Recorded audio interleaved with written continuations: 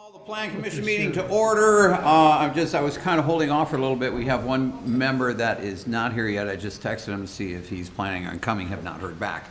So one of the things that we're going to do is we're going to move the agenda a little bit, and we're just going to take the first item and put it down as the last item tonight, knowing that it's going to take probably a little bit longer than the other two items. The other two should be quick, and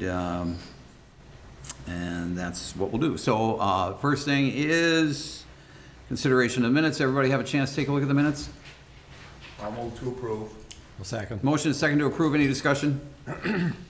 All those in favor? Aye. Opposed? Motion's approved. Concept development plan review of Stage Line Eco Apartments at 472 Stage Line Road, Girard Development LLC.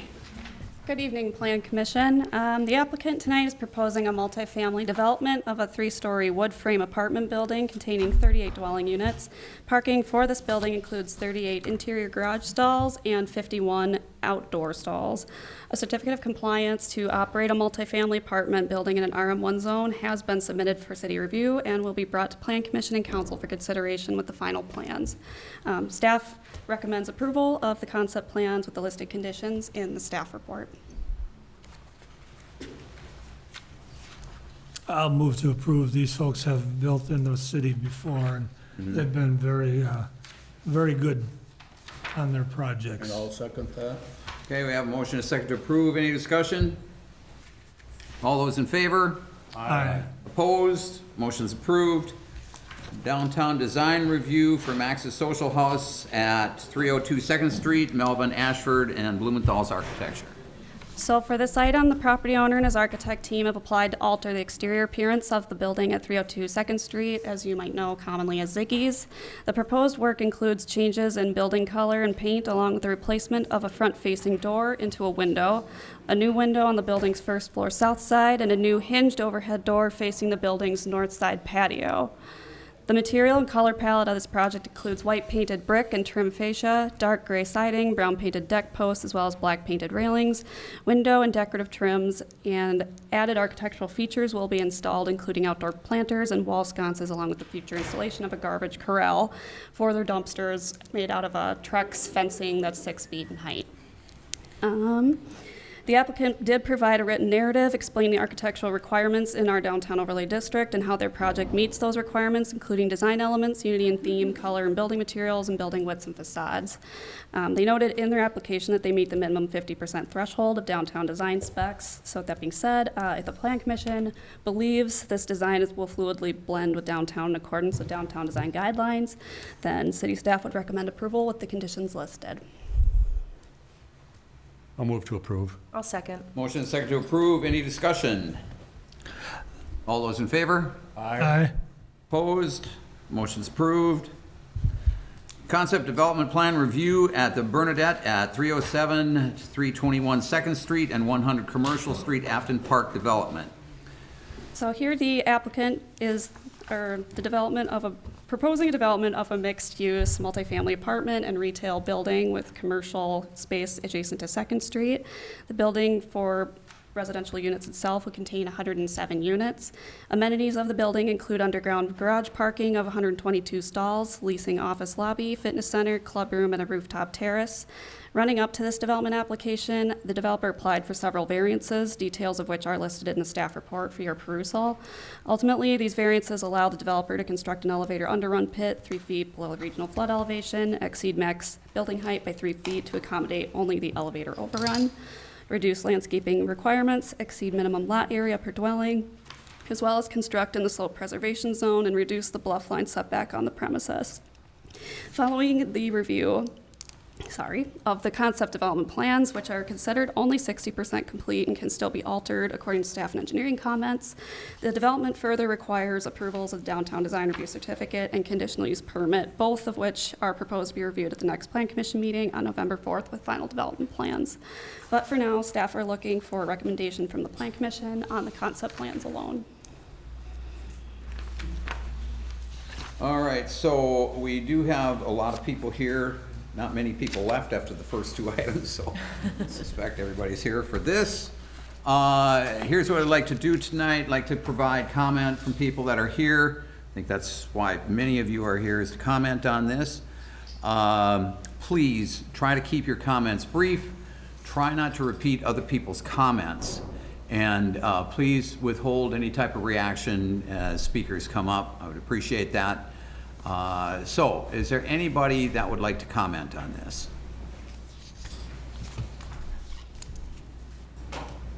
Go ahead, Mary Claire, go ahead. Good evening, Plan Commission. My name is Mary Claire Olson Potter, and I live at 708 Myrtle Street. Over the past 28 years that I've lived in Hudson, I have seen the community grow and change. Tonight, you can approve these 3 projects. You've already done the first 2 that will continue to help Hudson. Communities are growing and thriving when housing is added to the core of the downtown area. Housing makes a downtown community safer with more people in the area. The St. Croix Economic Development Corporation recently completed a housing study. From the study, it is projected that St. Croix County will need 43 to 4,500 housing units by 2050. Approving these 2 projects, the one you already did, on the agenda tonight will help address this issue. For this project, the Bernadette, there are a few important facts to note. This project is a $40+ million investment in the Hudson community. This means local construction jobs for 18 to 24 months, adding even more to the local economy.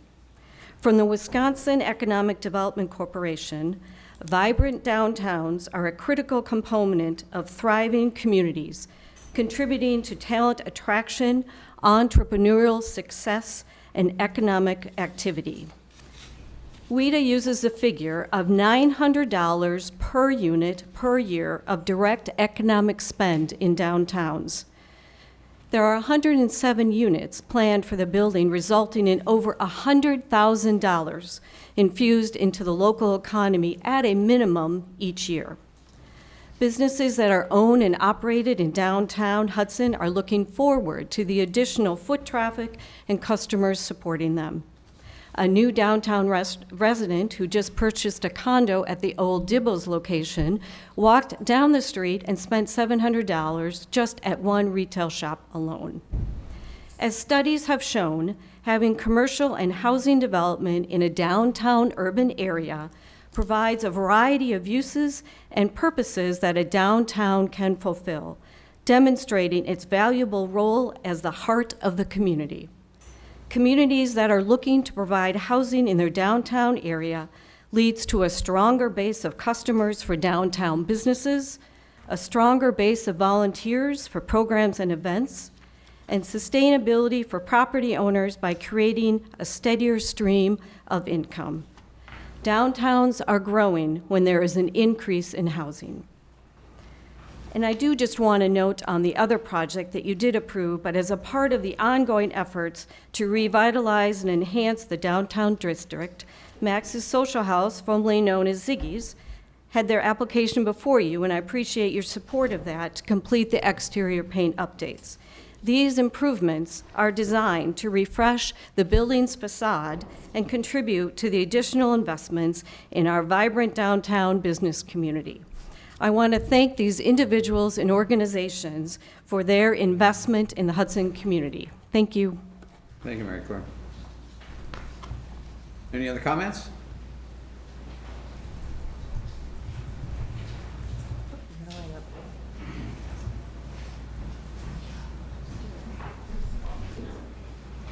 Hello, Building Committee. I'm Joe Kinney. I'm at 337 Bear Drive, Hudson.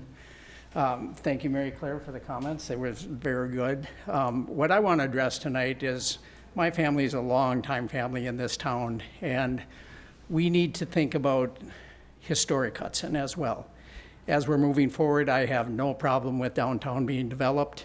I think we need to think about what we're losing if we're going to take down our depot building.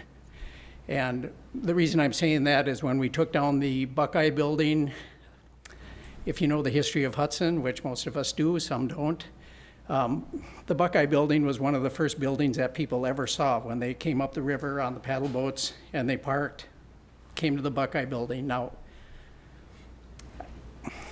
I think the Buckeye Building should have, in its design, possibly have some type of reference to what the history was.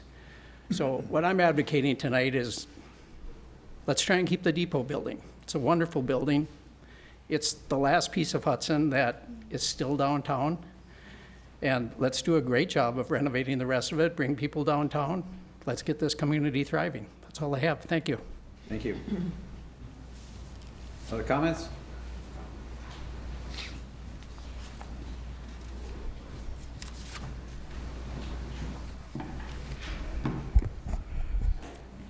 Hi, my name is Jeannie Castro, and I reside at 1806 Willow Drive in Hudson.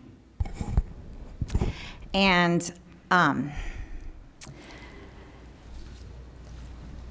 understanding is tonight we're voting on the concept of the building at the 107-unit building, apartment building at 307 to 321 2nd Street that is zoned a business district in our historical downtown, which the concept needs to abide by our city planning that maintains the historical integrity of our town. This would change a business zone into a residential that would eliminate access to the property and to the public by the citizens. So if that's what we're voting on tonight, we need to fine tune and figure out exactly what that means. So a building of this magnitude has never been done in Hudson. There are a lot of issues in this concept. It needs to be addressed before the concept itself is approved. I believe that that can happen if it's done responsibly and respectfully. This building that consumes the whole entire block in a business district that would eliminate public access to citizens and our tourists. By approving this concept, we are giving away rights that go with the people.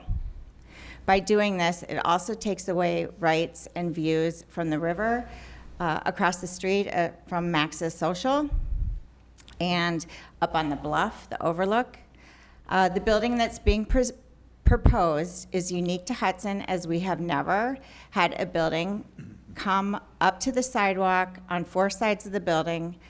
That is because we have never historically, have not had a building with 4 fronts. This building is proposed with 4 fronts. It does not have an alley going through the block. So if the city does approve and adopt this concept of a building with 4 fronts, how does that look? What defines the 4 fronts? Does that mean that there's retail space in every front of the building? So then our sides, the side of the building has retail spaces too, so then that's a front, and then the back of the building has retail or a restaurant that overlooks the water, giving the public access to the space. I think that can be really well done. When I went to the neighborhood meeting and Ari discussed the plan, he talked about the alcove in the back being patios and being people's backyards or back patio entrances to the building in their walkouts. So I think we really need to define what this means before we approve this concept. Lastly, I'd like to address that it is a non-negotiable to take out a historical landmark building like the train depot that is currently a working business. Small towns, small river towns, cities all over the nation have been preserving train depots and using them for coffee shops and breweries. And here in Hudson, we have a thriving frame shop that's open. We need to keep our small businesses like this one thriving, and whether it's downtown or up in the hill.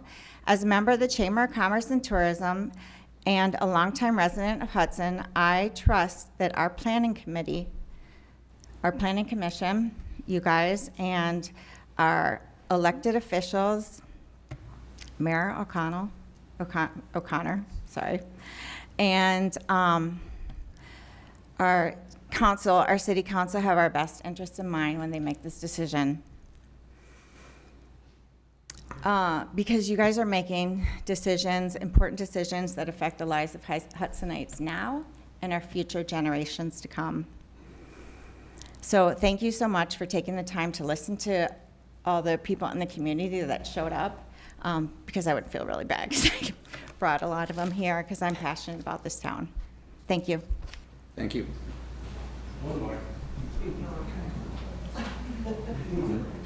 Brad Zeiton, Rebecca Erickson's my wife. We live on 112 Walnut Street since 1999. We own the oldest building in Hudson. So we're a block away, half a block away from this. Hudson, we can't stop progress. You know, I totally,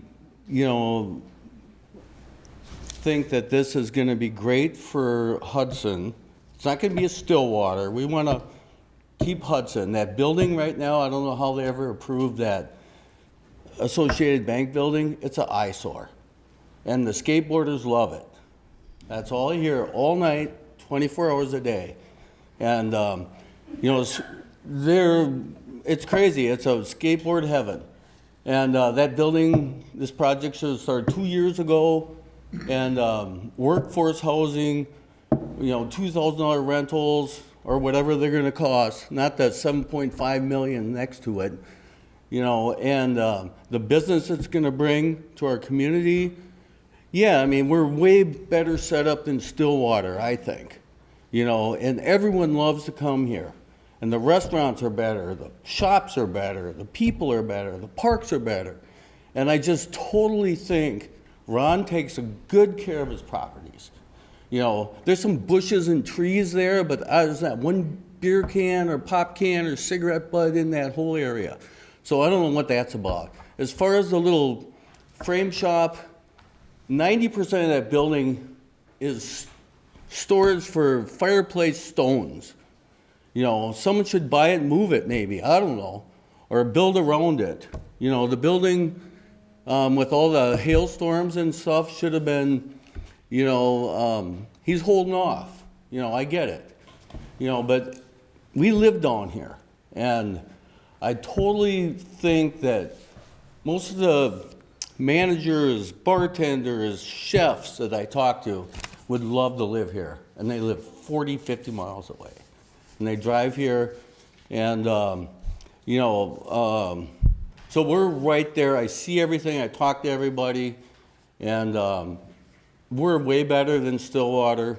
And I totally think that we need to get this done. That building is horrible. Whoever built that 1970 bank it has no history for Hudson. This is way better. This is more when you pull in past Dairy Queen. We want it to look good, not just a empty lot. And I live here, and I'm right there. So that's just my 2 cents worth, and my wife Rebecca's. So thank you guys. Thank you. Additional comments?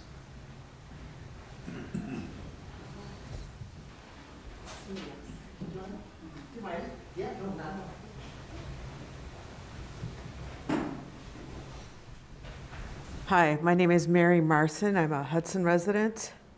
I live on 2304 Emerald Court in Hudson.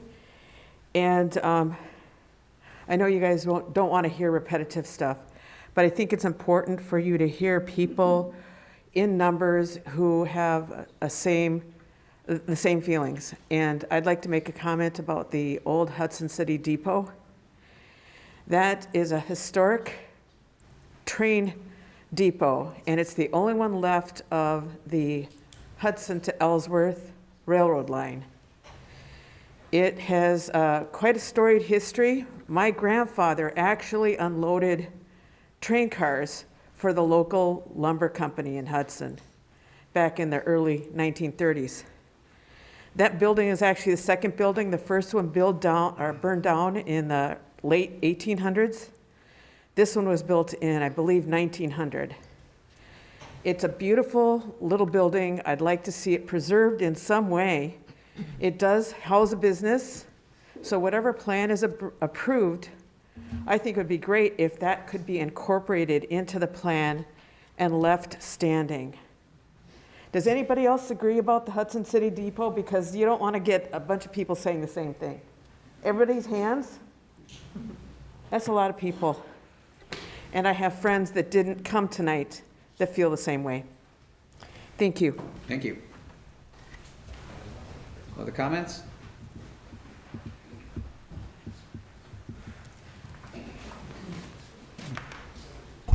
Hey, I'm Liz Melaniphy. I live on 3rd Street in Hudson, and this is no sort of personal against any developers, property owners, anybody who thinks that this is a great idea. I just want to point out that we really need to keep our comprehensive plan as our North Star in all our decision making, and I think that's kind of going by the wayside in a lot of cases in Hudson. This plan was developed in 2021 with community input. We paid taxpayer dollars to commission it. And the 6 planning principles that were the main outcomes were, and the principles and priorities that people asked us to keep in mind were, Principle 1, that we are a strong and authentic small town, and we need to keep our strong and authentic small town charm. Hudson residents value the city's historic and unique downtown and community identity. Principle 2, equitable and inclusive. Residents take pride in belonging to a welcoming community that facilitates interaction between residents, city staff, and visitors. Cultivating a diverse and inclusive environment is indicative that Hudson is a place that's prepared for social and economic growth. Principle 3, sustainably meet housing demands. As the city continues to grow, it must consider impacts of development while providing a variety of housing types to satisfy the demands of all residents, not just the luxury apartments, not just the affluent. And I agree, we do have many people that work in the city who would love to live here. I don't think they're going to be living at the Bernadette. I think that might be out of a lot of their reach. Principles 4, 5, and 6, and I put copies of this out on the table out in the foyer. If anybody wants to grab it, if you haven't seen the comprehensive plan, it's really important that you do.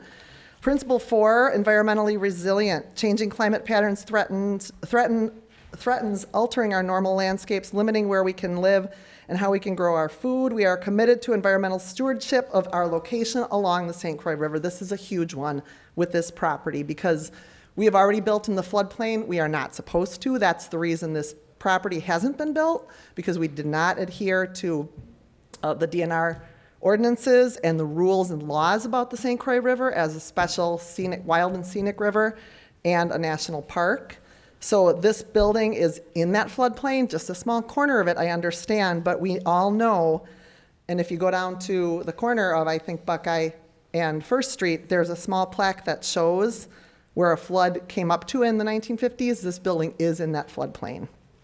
And then Principle 6, connected, safe, and accessible places. An important aspect of achieving our vision for 2040 is ensuring neighborhoods offer a mix of housing types and accessible services for Hudson's diverse population. Oh, there's 7 actually. 7, economically diverse and vibrant. So we are supporting local businesses and connecting residents to quality local jobs. I'm not sure exactly how this residents will do that or this property will do it. Mary Claire mentioned a couple of things, which I do agree with. But I also think those same people may not be able to afford to live within the city. I have a copy of the resolution that you signed, Mayor, on this comprehensive plan. So you guys all agreed with it back when it was put out. And I also have a map that's within the comprehensive plan that shows no high-density residential housing in this area downtown at all. So I think we are starting to see the effects of not adhering to this plan. We're looking at closing 2 schools in our community. A lot of our students are moving to New Richmond, River Falls, and we're really starting to cater more to our visitors and the people from out of town and the people that we want to draw over from Minnesota. And I think we need to focus more on the people who currently live here, have lived here for a long time, want to continue to live here, want to be able to afford to live here, and really want to protect all of these planning principles. Thank you. Thank you. Any other comments?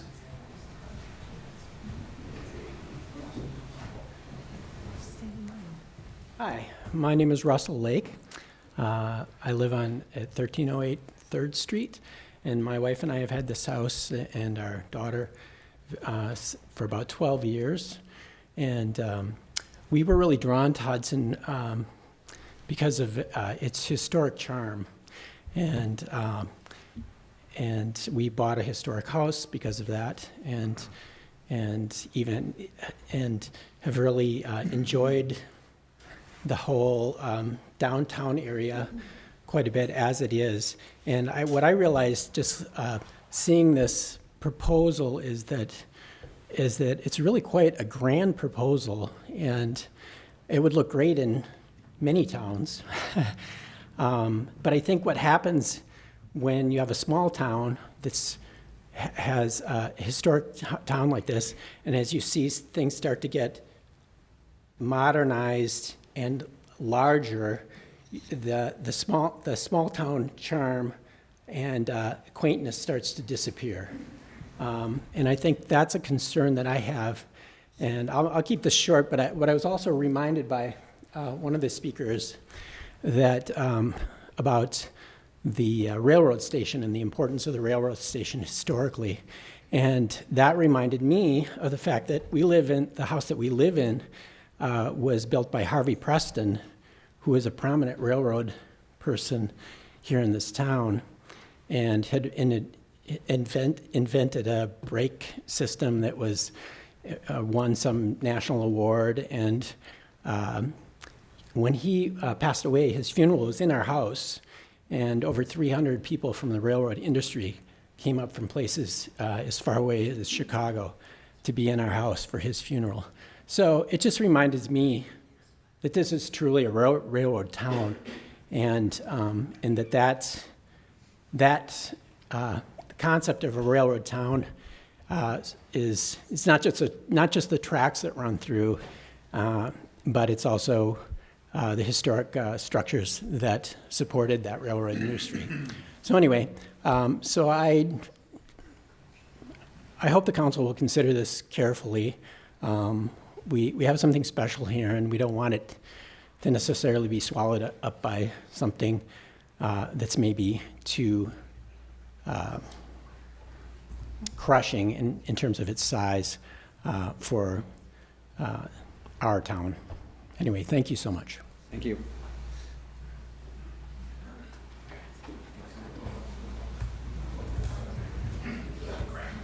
Good evening. I'm Karen Nessett. I live at 727 3rd Street. I have just one general comment and one more specific. I'm not opposed to development along the river. This feels scale-wise just too big. I've always said that about this building. I appreciate the economic advantage of this kind of thing, but I think to me, it's going to dwarf much of the rest of downtown. So that's the general comment. The specific is the parking. 122 parking spots for 107 units. Only if there's only one tenant in each one of those spaces will there be parking for everybody. So if you do some math, that means it's possible that there could be 92 cars, assuming in today's standards that most people have their own car, so even if it's couples, there could be 2 cars. There could be 92 cars that need overnight parking somewhere in Hudson because the building won't accommodate it. So I think that's a legitimate concern for the city. Thank you. Thank you.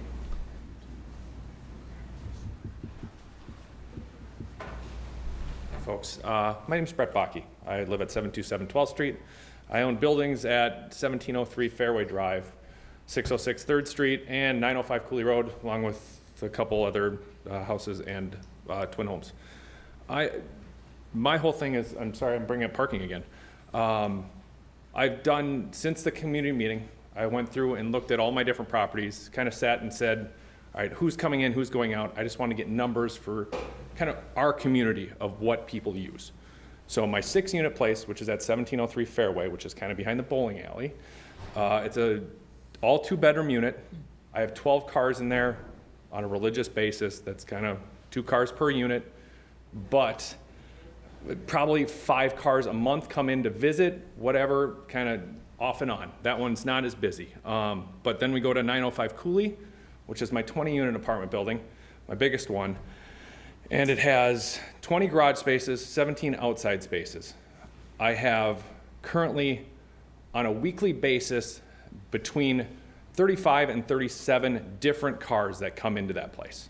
on a regular basis, whether that be family members, significant others, just help for nursing care for a couple of my residents, all that stuff. And then I also have one right down here at 606 3rd, which is a 12-unit building, and all these places are 1 and 2 bedrooms. And so it's called, I don't have anything bigger. These are just kind of what's going to be going in down here.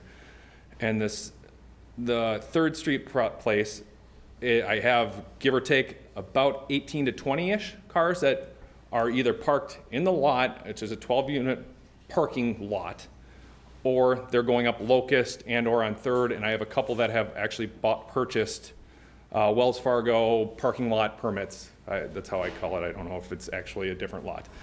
And so I'm just concerned that you guys are looking at 1.1 for parking lot numbers, or give or take spots per unit.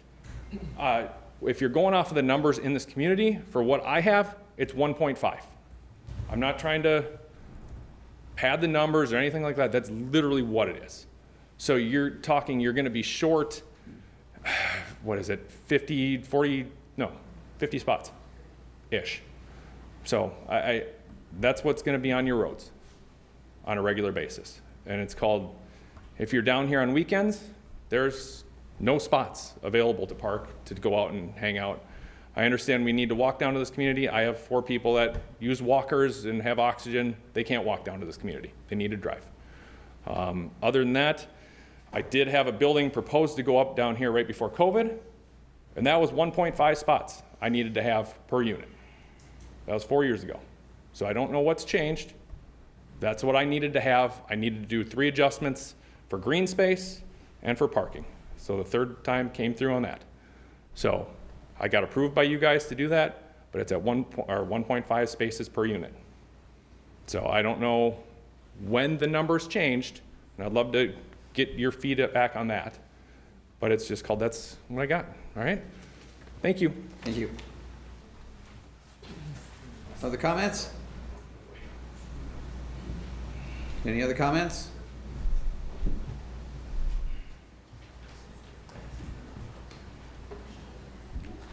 I'm Jeff Meyer-Korberg. My husband Chris and I live on 1319th 4th Street. I'll echo, again, not to get too lengthy, but I echo a lot of the things that are said already here. We moved here specifically and not Stillwater because of the modern construction that we saw at Stillwater and did not appreciate. Looking at how the appearance of this does not look historic. The significance historic of Hudson is what drew us here.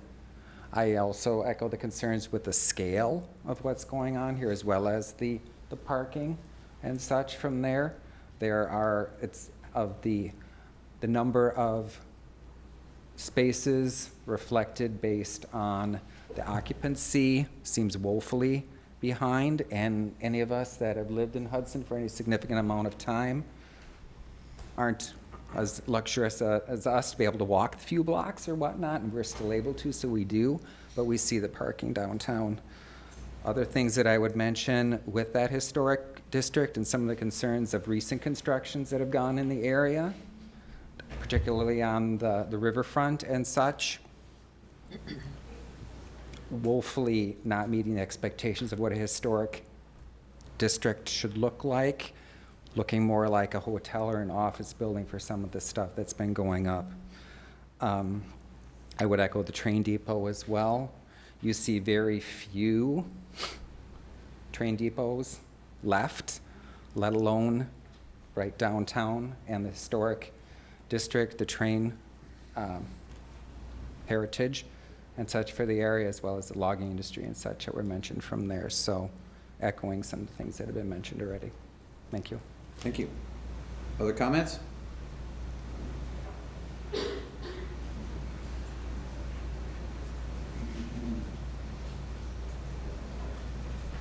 Hello, this is Chris Meyer-Korberg at 1319 4th Street. I would like to ask you what the variance is between case number 2023 CV 339 in regards to NR 118. This was brought on February 29th of 2024. So why the change? may ask for a response at this point. It's not real protocol to be asking the group here for, asking them questions for a response, but I imagine it will come up during the discussion. Okay, can we bring it on the record that it was denied before? And we would like to know why the change.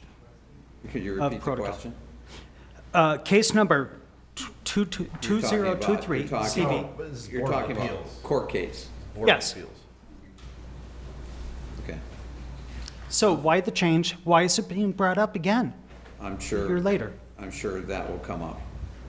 Can you respond to that now? That's not a protocol to be asking Okay, questions. is it on the record? Is what on the record? This statement. I don't understand the question. Is it being recorded? Will you respond eventually? I would presume that we're going to hear that, RE is going to be coming up as soon as the comments are done. Okay, thank you. Yeah. Other questions or other comments? Sophia Holton, 430 3rd Street. Kind of just echoing what we've already heard today, but I'll just hone in on the fact that I think what makes, I 100% agree that we need housing here, but I want to tell you as someone who lives here, I want it to be housing that's affordable for people. I know that we're going to have some of these housing, probably at a range of like $1,400 a month, which I think is reasonable, but it looks like it's only like 10%. I think something like that should be higher if we really want to provide a solution for housing. I think we need more of that. I think the other thing too that I would care about is that I live like on a waterfront urban area for many, many years. And I think one of the key things that makes buildings and housing like this successful is how does the building engage with the public? And, looking at this, there's still, I think, maybe too little commercial space there or for retail, because I think retail really does make it interesting for people to walk around and they'll enjoy it. And they don't feel so secluded from this large thing that they just walk straight past. So that, and then of course other features, but more to, I'm sure there's gonna be more to come on that, but just, one other voice, echoing what we value and what we're looking for. Thank you. All right, does anybody have a comment on something that we have not heard already?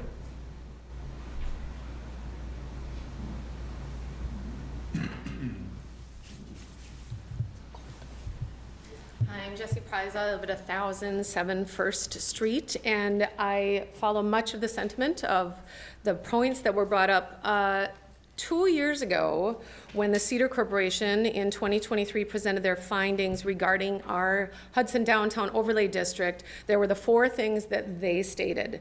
Downtown needs to have a strong pedestrian connection. Downtown needs to preserve historic buildings. It needs to minimize adverse impact to our downtown business district, and it needs to improve the economic viability. I support economic development downtown. It needs to be mindful of everything that started back in 2021 up until our present community struggles, which we are in right now. How does the project fit into our downtown? From this YouTube video you can watch, the gentlemen, Bob Colson and Josh Miller from Cedar Corp stated the important thing is the scale, the visual continuity, balance, and proportion. It should not stick out like a sore thumb, and it needs to show how it will fit the downtown. It's math. Architecture is math. You can make it fit within the parameters of all of the codes. The ones that appeared right away after the May 2023, the variance, I found that interesting that the first 3 variance appeals were granted right after the findings of the Cedar Corporation. So those first 3 that were granted relating to the don't need to have trees. You can go from 14 to 4 trees. The minimum minimum lot area per dwelling was able to be changed, and then the elevator overrun went below the regional flood elevation. So yes, like previous speakers had said, we know it floods. So already we're allowing for the pit of the elevator to be below the flood elevation, and if you've ever put in an elevator, you need extra space. So that's already in the floodplain, and then the following variances that said, oh sure, it can go above the 45 feet in the preservation zone of our National Scenic Riverway, in addition to not worrying about a bluff line. It really makes concerns with, you're an architect, you can design this within these parameters that the city of Hudson spent our taxpayer dollars designing our downtown plan. And so I am all for supporting economic development, but I want to know what the city of Hudson gets from this project. What is our tax revenue, and why have we bowed down with so many variances for this project? Thank you. Thank you. Other comments?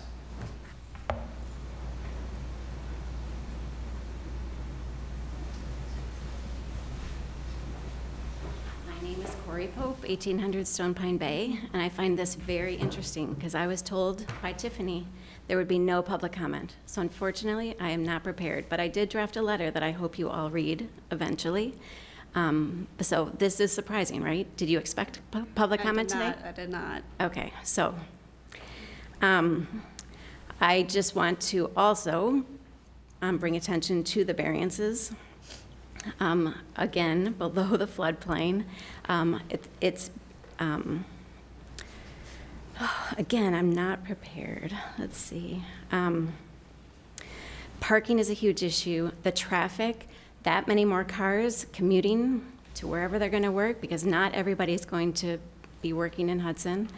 The RE, like in the very beginning when this was all being developed, admittedly said this will not be affordable housing.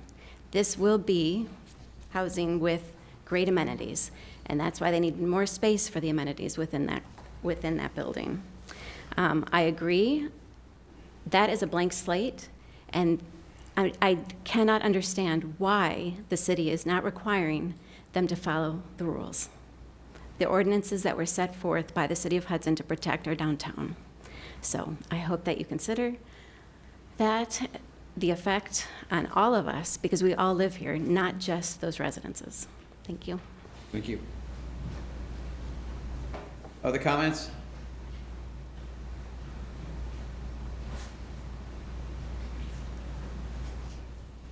Amy Stonestrom, 1225 First Street. I'm a landscape designer, focusing on sustainable landscape design, and I'm just not seeing enough green space. I mean, and I agree with everything else. It's just too dang big. It's just going to be so overwhelming. The view of the river is going to be blocked, but I'm not seeing enough green space there to absorb everything that we need to before we get into the river. That's really concerning to me. I would like to see it further back from the sidewalk, scaled down, more trees, more grass, more green rooftops, something there, but that's my input on that.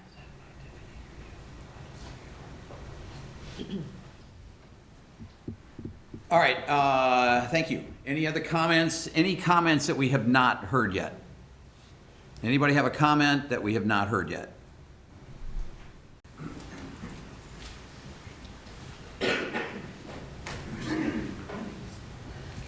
Good evening, Pete Foster, 323 Galahad Road, North Hudson.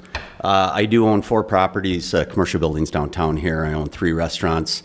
I am in favor of this project 100%. I've been following it now since the inception. I do respect everybody's opinion here, and I want to just let everybody know that it's having businesses, restaurants in town, it's tough to come up here and kind of put yourself out there, but I've been thinking a lot about this. We've invested, I know a lot of us in this room have invested a lot of dollars and sweat equity downtown Hudson to preserve the historic nature of downtown.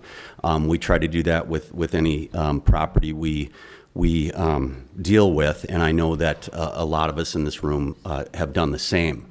I can tell you from a restaurant perspective, the restaurant industry in general is in big, big trouble.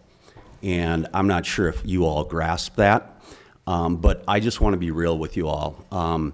You can see the amount of restaurants that have closed in the Twin Cities market and surrounding areas, even in our town, over the, since COVID. Everything has changed for us, as every business has.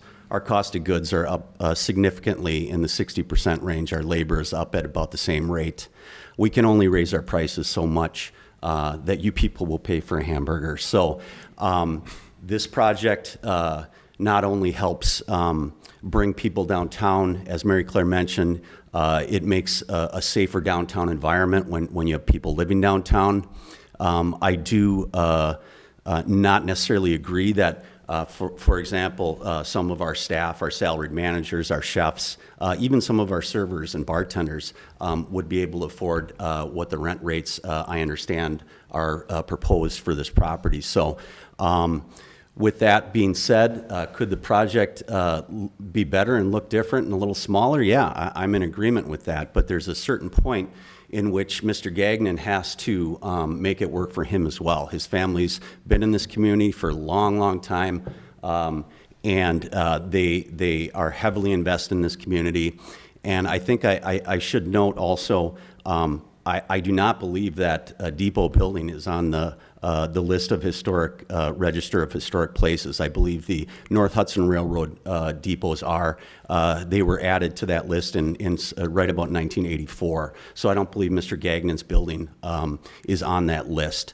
Albeit it's a cool building, but I just would like to say I support this project, and I apologize to the folks that don't agree with my opinion or my side, but we need this downtown Hudson, and that's all I have to say. Thank you very much. Thank you.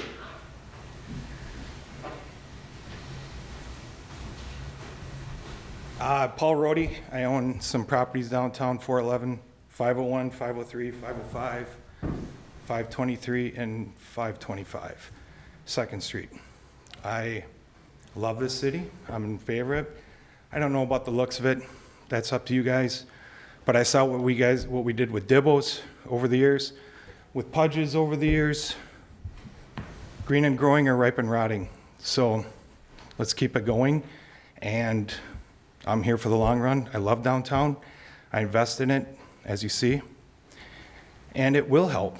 You get 100 people downtown, it's going to be good for everybody. Thank you. Good evening, Andy Crone, 891 Highlander Trail, Hudson, Wisconsin.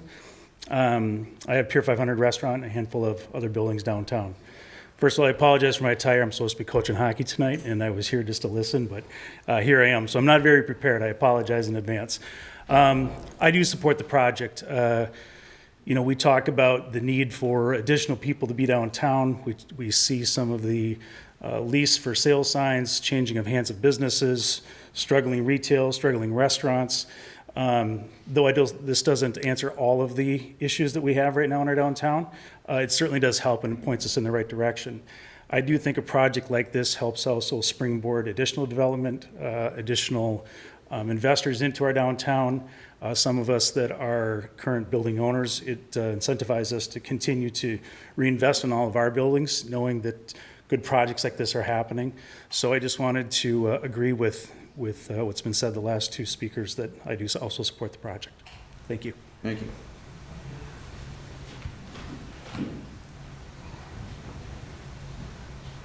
Hello, my name is Robert Ralston. I live on 4th Street, 1321, and we've only been in Hudson for a couple of years. 30 years ago, I went to downtown Wayzata, and it was a quaint, wonderful town on Lake Minnetonka, if you're not aware of it. This particular project reminds me of the buildings I've been putting up in Wayzata. Downtown Wayzata is gone. It's just gone. Thank you. All right, any other comments? All right, so I think we'll proceed then with discussion of the project itself. One of the developers, anybody want to start out?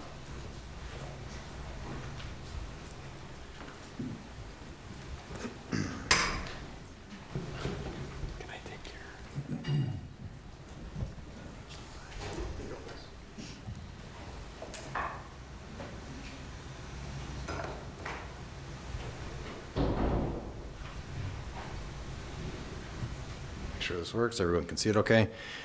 Good evening, Commissioners. I'm Ari Peretz from Afton Park Development. Pleased to be with you tonight. We've had a long run with this project. I think we've now turned the corner on 4 full years since the first time we were in front of the city, sharing some of our hopes and dreams and aspirations for this site.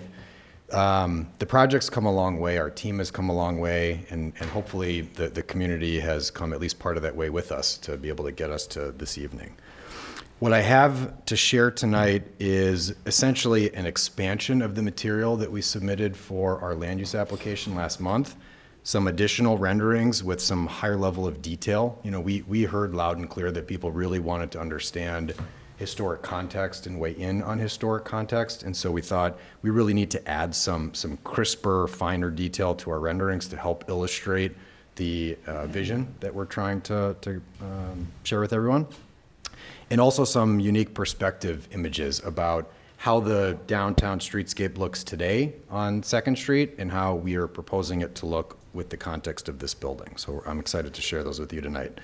Everyone's familiar with the block that we're on. Many of our project goals have remained the same and in fact expanded over the last 4 years. The need for downtown development that specifically has a mixture of uses in housing and commercial, from what we can see, was significant back in 2021. It's more significant even today. The $40 million plus that we're proposing to invest in downtown has also grown as costs have increased over time. The intent of our whole project team is not to create something that looks and feels exactly like buildings that have appeared in Hudson, in St. Croix County, in Wayzata, or in some of the other places that people mentioned tonight. The intent is to create a project that looks and feels like it belongs here and will remain here with this family for many, many, many years to come. We are local, we are invested in the community, and we intend to keep it that way for many years to come. Downtown has, I think most people here would admit, a variety of beautiful legacy assets. It also has a variety of significant redevelopment sites. And anyone who walks up and down our section of 2nd Street would look at our building and I think probably unanimously conclude this needs to get repositioned somehow. There might not be consent, as I can see here tonight, that this specific building is what should be here, but I think there's consensus that this site needs to be redeveloped. And so based off of that consensus, how can we help increase neighborhood vitality and safety and housing options and additional commercial options in downtown? That's what this project is intending to accomplish. There's a lot of discussion over the last 45 minutes or so about the history of this site and specifically of the Depot building. This is a picture that was taken in the 60s or 70s, an aerial shot. Obviously, you can see the building labeled RF Depot building in the back. This was a heavy industrial site. It was a former lumber yard. This picture on the bottom right is a picture of the lumber company that was torn down in 1973. This whole site has had heavy industrial use going back to the 1800s with rail. The T.E. Williams building at one point had a jail. Like there's really a rich mixture of uses here that all have been heavy industrial focused. That heavy industrial use has created some level of contamination too that we've studied extensively. And so one of the things I know sustainability has come up a couple times tonight. Our project offers the opportunity to clean this all up, right? We can't build on top of dirty soil. All of that, anything contaminated comes out, is replaced with clean and built new. There's really a once in a generation opportunity to clean up this site. The family that's been involved in this site, as you've already heard a couple of times, also goes back many, many decades. The Gagnon family's been invested in downtown for longer than I think most of us have been alive. And Bernadette Gagnon, who is really the driving force behind that investment and business creation in downtown Hudson, we chose to honor in naming this building after her, right? So that's one of the new features that we haven't spent much time presenting publicly. The name Bernadette comes from Bernadette Gagnon, who was the force in putting this family legacy together. And so this is the brand name. It's a working model. We're evolving it still, but we're excited to be able to honor her and to honor female entrepreneurship and economic growth and development through this name. You've also heard many different references to what this project used to be, and so I'll just do a quick recap on what it was and what it is now, what we're proposing it to be now. Some of the main changes that we've made over the last 2 years since our first round of Board of Appeals hearings in the summer of 2023, we've taken almost 8 feet of height out of the building by removing one of the lower levels, so the building dropped down the equivalent of approximately a floor. That reduction created a 12% reduction in actual mass of the building. The FAR, which I know the commissioners will be familiar with, but for the members of the public that aren't, it's a measurement of how much building sits on a site of a given size, right? It's a ratio of building to land area. So our ratio of building to land area from the summer of 2023 until today has come down by roughly 12%. We've relocated the amenities to help provide a more active feel up and down 2nd Street to make sure that that commercial vitality continues uninterrupted as it comes south from the center of town. And we've also reduced a parking entrance to help improve the traffic flow and to reduce congestion on the site. So what does that leave us with? We've got 107 apartments, and what I have in parenthetical is 104 plus 3, and I'll explain what that means when I show you on the floor plan in a second. 3 of what we had previously been calling apartments, we have the ability to switch into commercial space. That would add roughly 2,100 feet of commercial space, which essentially doubles what our previous proposal had. We have the same 121 enclosed parking stalls, which I'll reiterate this probably a few times, is a greater number than is required by Hudson Code. We're not asking for any relief. We designed this building and its parking supply based off of 2 criteria. The first and the most important is, what does the city require? The second is, do we think that that's enough parking to meet the demand that we're going to produce from our apartments? And so criteria 1 met. Criteria 2, we also believe met, based off of similar projects in similar towns, not in the middle of downtown Minneapolis, but in similar lack of public transit accessible areas. We know that the ratio works because we've seen it work over many years in other projects. So that's real life data, and I know that some other property owners in downtown have experienced different parking demands for their buildings, and that's fine. I'm not challenging that or disagreeing with it.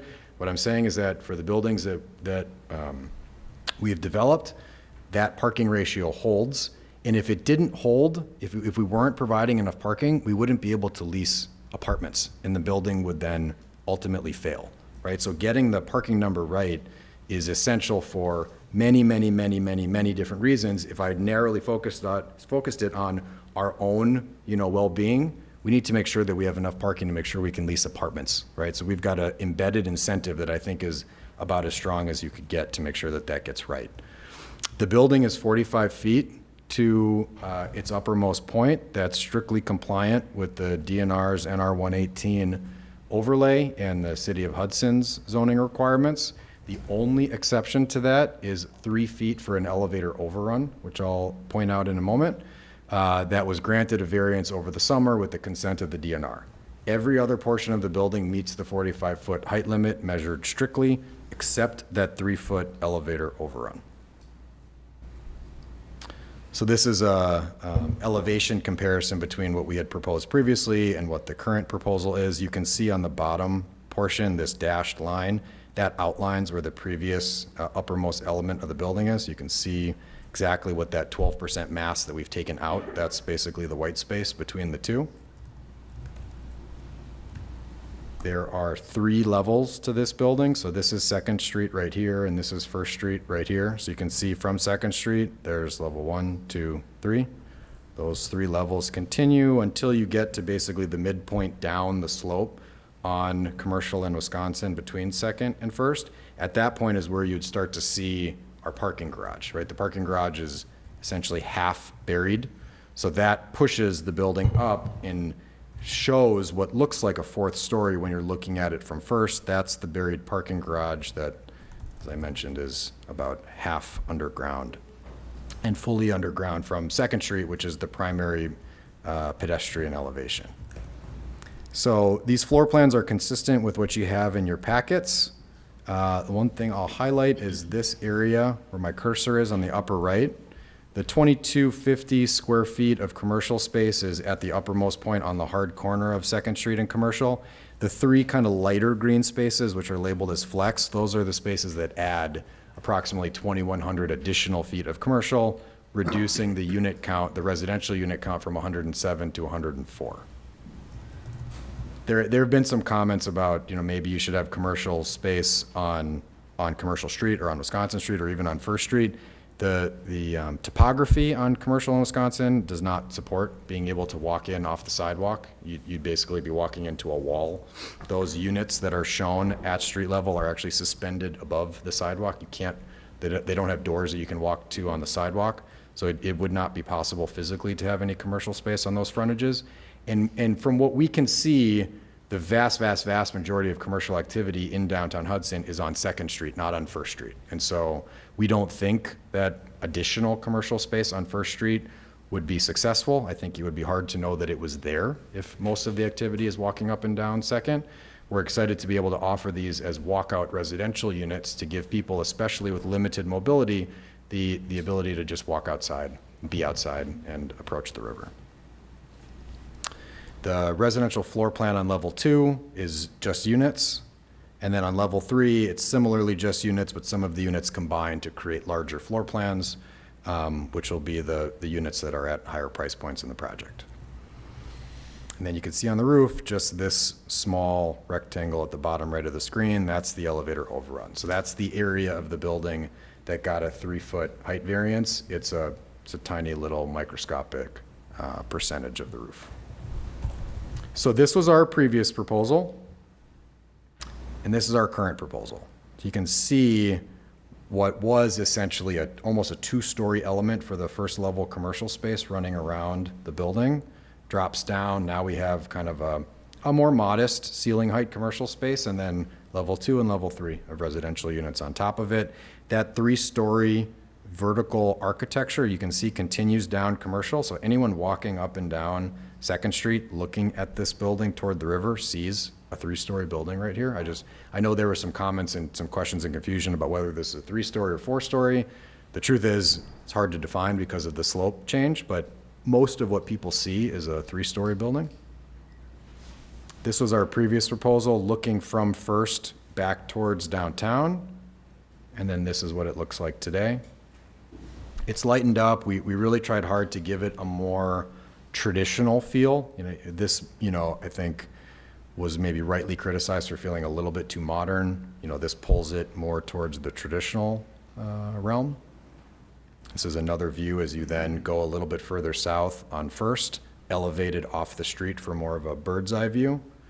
All of this space on top of the first level apartment units, this is sitting on top of the apartment's parking garage, and this is all activated outdoor space for the residents. There's a outdoor fitness element, there's a 3-foot shallow depth pool, spa, variety of active uses, landscaping, trees. We're designing it to be a very vibrant place, but also contextually appropriate with softening measures, greenery, things of that nature.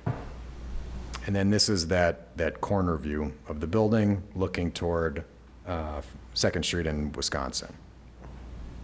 We're spending a lot of time thinking about details like these masonry elements, making sure that we've got enough kind of nuance and articulation of the facade to make sure that it feels like a continuation of the historic buildings downtown, but also not a replication of them, because we or anybody can't fabricate 100 years of age in brick, and a lot of the masonry techniques that were more common in the early part of the 20th century.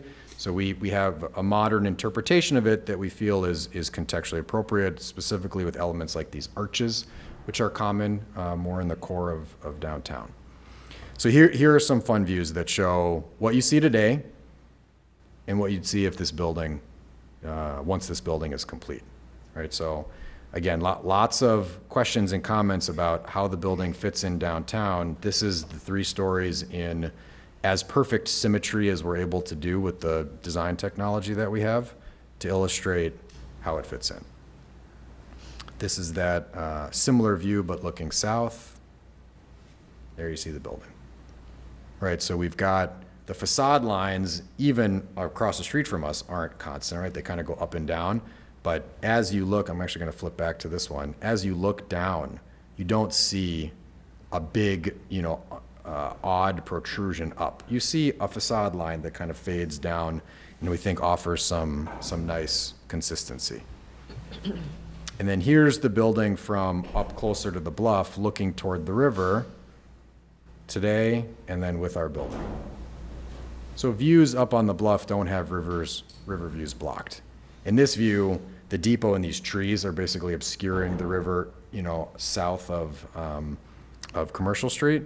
So all of that river from Commercial Street into downtown is still visible. Nothing is blocked. That's all I have. If it pleases the commission, I can also address some of the specific comments and concerns that I heard, or I can do that through Q&A, whatever works better. The first, I would say the most common comment or question concern that I heard was about the depot building. We physically can't incorporate it into the new project. You can see from the building's footprint, if I go back to any of these floor plans, there's no way to put the depot building there. We have to build a parking garage, we have to excavate, we have to clean up all of the soil in the area, we have to run new utilities. It's not possible to incorporate it in situ, like as it stands today.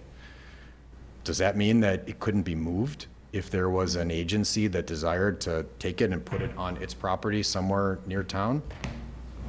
We're very open to that.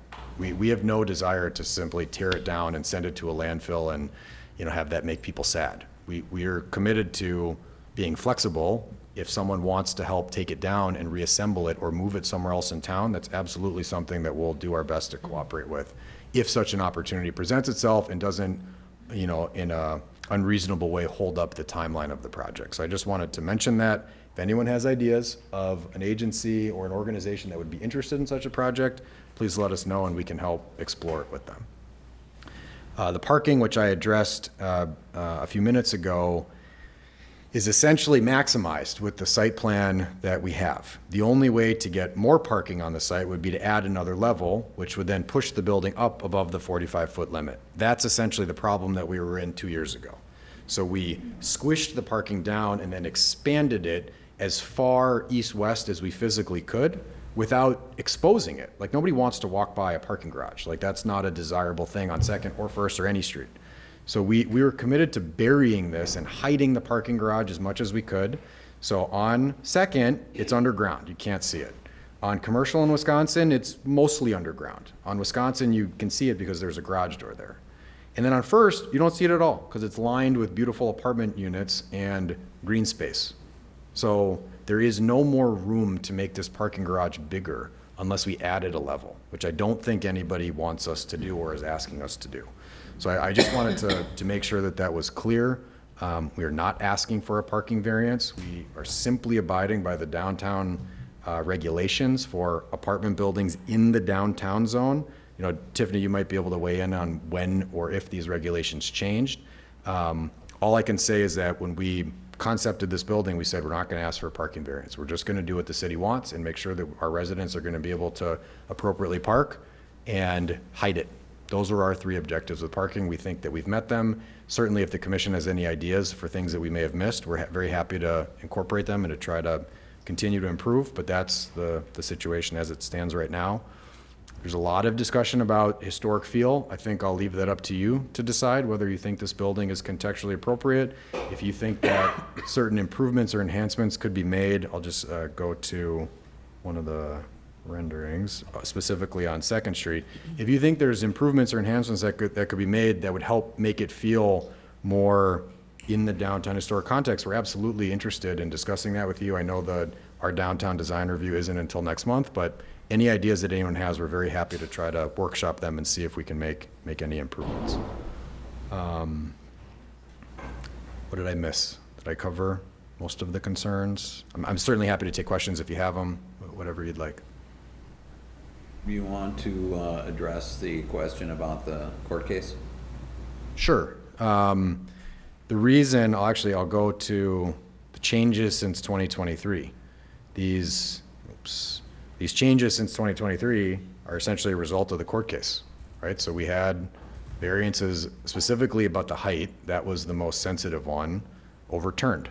And so when that decision came out, we were faced with the decision about, do we walk away and just toss our hands up in the air and say, okay, we tried, hopefully someone else can figure this out? Or do we try to take a look at the design of the building and challenge assumptions that we had made before and see if there's anything else that we can do? And so we did the latter. Obviously, that's why we're standing here tonight. We figured out a way through really, really smart architecture to be able to take this 8 feet out of the building, to expand our parking level, but to put it on 1 level instead of 2, and then be able to meet the DNR in the city's strict 45-foot height limit all the way around the building, with the exception of this elevator overrun. And as you could probably see in the record from our Board of Appeals hearing just this past July, the DNR weighed in on that and said, we consent, reasonable. You've met the statutory requirements for granting a variance in this case. So we're proud of this new design. We're proud of the improvements that it offers to all of the various constituencies here, the DNR and the city and the neighbors and the businesses, future residents. You know, we think it's an elegant intersection of all those different things. And for better or for worse, that court case was a major catalyst in it. Okay. Questions? Comments? Yes, Commissioner Yurg. Couple. First of all, you mentioned green space, but we couldn't see what you meant by your comments. Just being a resident here, that's myself for a long, long time. The feeling is that you're gonna use our city parks as the green space for your apartment complex. Being that it's right across, right in front of you, you've got the most beautiful place in the city. You've got our city parks right on the river. What could you say to us to make us think that that's not the case, and or that is not what the intent is? Because again, people feel strongly about that. I do have to, on point number 2, skim by this one, which I mean, obviously you see it's a very awkward subject, but it has to be said. The parking, you know, I went and checked myself personally and checked with the city plans. We have an apartment place in Hudson called the Massey, which is not downtown. It's not the same. It's not covered by the same rules.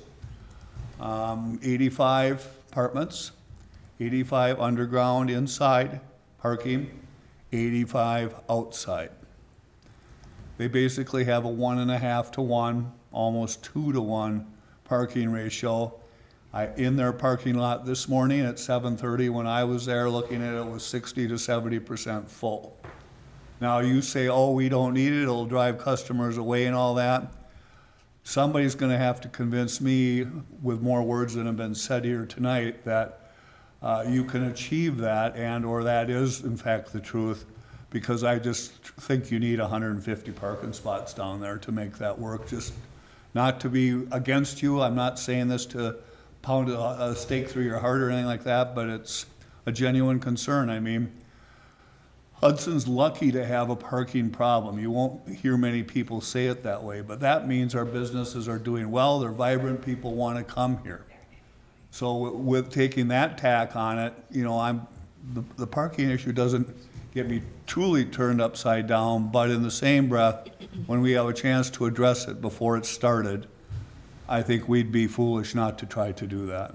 Yeah, thank you for your question. So I'll address the green space first. I flipped to this rendering because I think it best captures where the green space of this project is. Yeah, I saw that. All of this area between the sidewalk and the frontage of the building is green, right? And it's for the residents. It's not public space. This is on private property on the east side of the sidewalk. So this is all outdoor space for the residences that are right here. How big is it, may I ask? Like how many square feet? Yeah, what's length and width, something like that? It's thousands, but I don't know the number off the top of my head. So it's quite large. Is it the size of a baseball diamond? Is it the size of a football field? Is it the size of a... It's not that big. I'll show you on the floor plan. That Yeah, might be a little bit easier. So it's roughly 40% or so of the whole frontage, the whole block, is this recessed green space. Oh, is it just that shaded green area? It's this area where my cursor is, okay? So all of this space that's shown in white, so forget about like the colored boxes around it, all this space that's shown in white, green, and blue, this is all outside amenity space for the residents. And it's connected to, you know, their lobby and their elevators. They could walk right out to it anytime that they want to. This is probably twice as large as we would see on a similarly sized unit count building. And it's that way because of the shape of the site and because of the experience that we're looking to offer our residents. Would we ever suggest to our residents that they shouldn't go across the street and have fun at the riverfront? Of course not. And I don't think that's what the city is saying. That's not what I said either. I know, you wouldn't want residents who live downtown not to be able to use the riverfront. So certainly they could, and I think that would be a major reason why they would choose to live here is access to If the you had a dog riverfront. and it was time to go for a walk, you have the ability to handle that type of. We haven't specifically put like a dog run on this level because they're difficult to maintain, as you can imagine. But That's why I'm saying it. yeah, as I'm not a dog owner, so I have to be careful how I talk about this. People figure it out. They take their dogs out when they need to go. They clean up after them. Certainly, if they weren't cleaning up after them, our building management would make sure that they know their obligations when they're around town. But there's ample spaces to have dogs and pets recreate.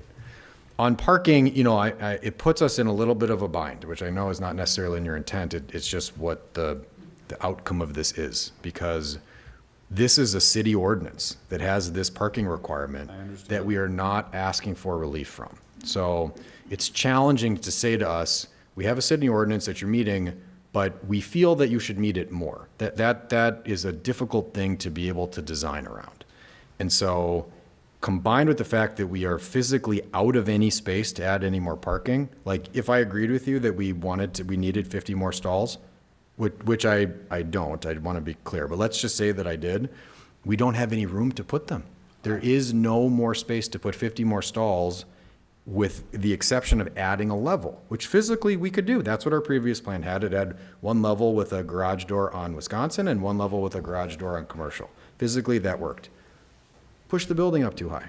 So we're like squished between these different priorities. And for this one in particular, we're like, well, we're meeting the code.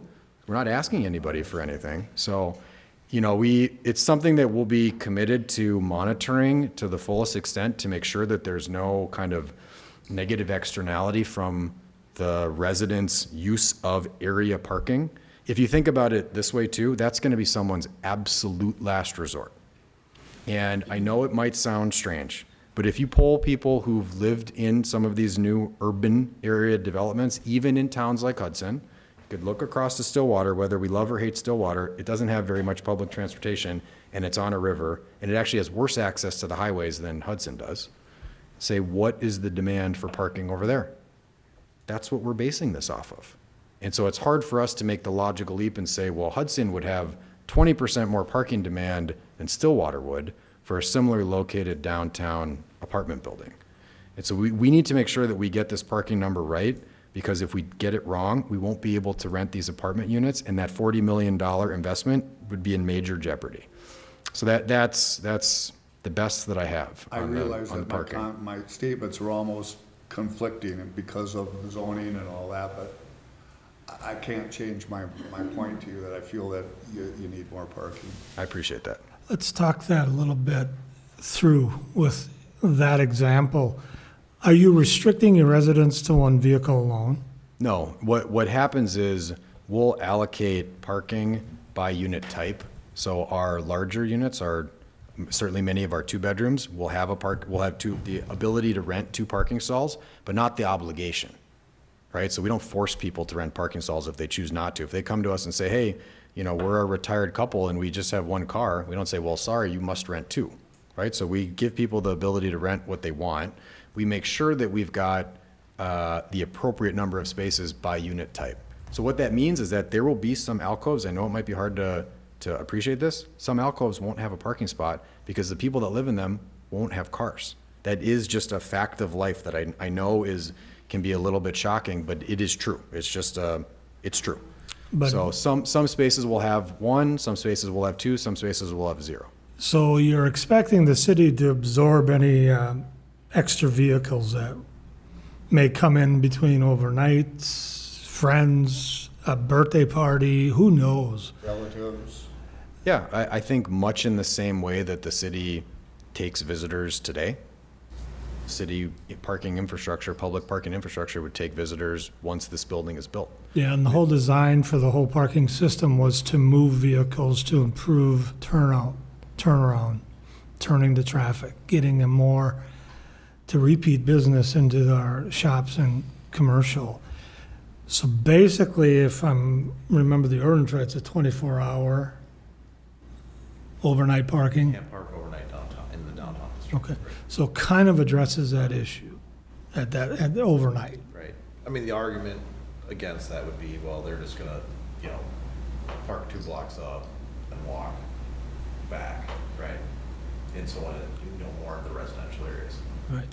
And then was the parking formula changed in 2017 from 1.5 to 1.1? It was formally changed as a recommendation of our parking study that was conducted, you know, when we did the change in the payment in lieu of, and then all of that. That was a study, that study was conducted and done by, I can't remember the name of the company off the top of my head, but, yes. And have staff had any conversations about the overage of vehicle parking from the perspective of overflow? Where will these people park that do not have a designated parking area? There is no residential close to that. No, I mean, like I said, you're walking 3-4 blocks. Minimum. Right. So you're just assuming the city's going to absorb those You overflows? would have to, yeah. Okay. Yeah, and to be sure, Councilmember Moore said, we're not expecting that there's going to be abundant overflow. If we thought there was going to be abundant overflow, then we would have made a mistake in the amount of parking stalls that we're offering. I think in this case, it would be normal and rational to assume that one of our residents is having a get-together and they have some friends come from the cities. They'd probably park in one of the on-street stalls on First Street. They'd go out to dinner at one of the restaurants, then they'd go home. Just like anybody who's visiting downtown would already do today. They would do the same thing, except their friends who they're visiting aren't driving because their car's parked in the garage, and then they all walk down the street and come back home. Mm-hmm. So we think that that is an improvement in downtown traffic circulation and flow and parking utilization, not a detriment. Yeah, and I do agree with what Mary Claire presented as facts and numbers, and her whole board is here to back that numbers, which is impressive to support what you guys are trying to do, and some of the other business owners that have invested downtown over the many years, and millions and hundreds of thousands of dollars. So it's germane, your project, to what we're trying to do, and not to forget about the Gagnon family and what they have brought to the city of Hudson alone. So that's much appreciated. Yeah, thank you. Thank you. Thank you. Can we talk a little bit about the depot? Sure. As well, because that did come up a couple times. I know that, you know, previously there's been some conversations about deconstruction and moving, potentially. For everybody in the audience, we did do a riverfront study, 2018, 2019, which was adopted by council, and talking about a trailhead facility. And this is, we're talking steps, multiple steps down the road, you know, because there would have to be, I mean, we're talking about concept right now. I think that's good to put that in perspective too, right? This is the concept development plan. You know, there's still CUP, you know, downtown design review, and then final development plan too. But we're also going to have a development agreement. And one of the comments that I've made to the developer, so Ari and his crew was, and to the Gagnons is, hey, what can we do to preserve or potentially preserve that structure? I don't believe that it's overly structurally sound in its current condition, but it could be deconstructed, and we've talked about, as part of that riverfront study, you know, potentially doing a trailhead facility. We've already extended water and sewer down to the end of St. Croix Street. The city owns a couple metal buildings down there, pole barn buildings. reconstructing it there, building a parking lot, having some public restrooms, having space for our parks department to work out of, and then just recreating that at the end of First Street, which is where the rail line, you know, ran. So I think they're open to that. Obviously, that's a negotiation that would have to happen, but, you know, that is something that we could, you know, at least consider. Wasn't that part of the bike path? Bike path talk when they were doing all that, was moving that down to have that part, you know, on the trail of the bike paths, you know, when it comes from Stillwater to Hudson and all that. Yep, so the loop, and it, Yeah, yeah, part of it's, the loop. yep. Thank you. Yep, and then we can reutilize the Buckeye building down on, you know, First and Buckeye, and then, you know, there's ideas for that too. So, I mean, it would be an opportunity to provide restroom facilities, storage for our Parks Department, and things like that. So, for what it's worth, I don't know if that got touched on when I was out of the room, but, yeah. Yeah, we're very open to collaborating with the city to figure out how to reuse this structure. One of the things that I didn't mention, and there were some questions on this before, it's not historically designated. I called every historic review body that I could find to make sure, and there's no protection on it. So as far as I know, legally, we could do whatever we want. And if deconstruction and reconstruction at a different location made sense, great.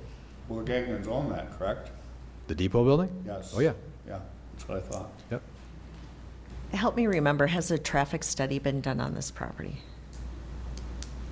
This No. project? No, not a full-blown traffic study. So we've required it for pretty much everything so far?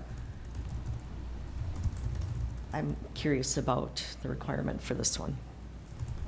On apartment buildings, I don't think we have. No. Well, I feel like we've had traffic studies done for pretty much every new project. Businesses coming in, like car washes and stuff, but not apartment buildings, I don't think. Correct me if I'm wrong. You're right. I mean, it's a state highway. Yeah, I mean, the development like Atwood property, did we have a traffic study there?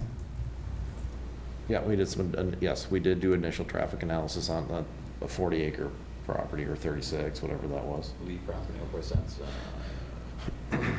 It usually is done as part of an annexation if we do one for trip generation and what improvements need to be made to the roads that the developer pays for, right? And in situations where the comments were made that it felt like it would be too much traffic for a particular area.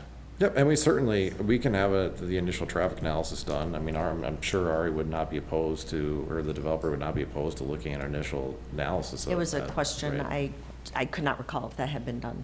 Yep. You know, No, not I this can one. offer just some data on that. It's a good question, Commissioner Quorum. Typically, commercial traffic intensity is orders of magnitude greater than residential traffic intensity. And so the previous level of traffic intensity, when this was a functioning associated bank and people are coming and going and doing their business, many more cars going per minute, per hour, et cetera, than as an apartment building. If you just think about it practically, people aren't coming and going from their apartments as much. So we can definitely go through that analysis and we can work with the city on whatever the requirements are. I'm 99% sure that the traffic intensity is going to be projected to be less than it was when it was a bank. So this should be an improvement on the site, not a detriment. I heard a couple mentions of workforce housing for this apartment complex. So I'm guessing what that means is you're going to have a lower rate of rent anticipated for a portion of these, or none at all, or is that still something that is a goal for this unit? Or because when we talk about downtown workers who want a place to live downtown, unless you're going to have affordability in this one, this is not where they're going to live. It's a good question. So we don't have any plan to income restrict units and make them technically affordable at a given level of AMI. That's not a part of our development plan. What we're providing is a mixture of unit sizes, locations in the building, and therefore different price points. So I don't want to sit up here and say what is affordable to each of those categories of people that you mentioned, because I think there's going to be a range. Right. So what we are doing is also providing a range and letting the market decide on its own what works for it. What, do you have a range right now, or is it too early? We do. One of the people offering comments shared it, but I'll share it myself.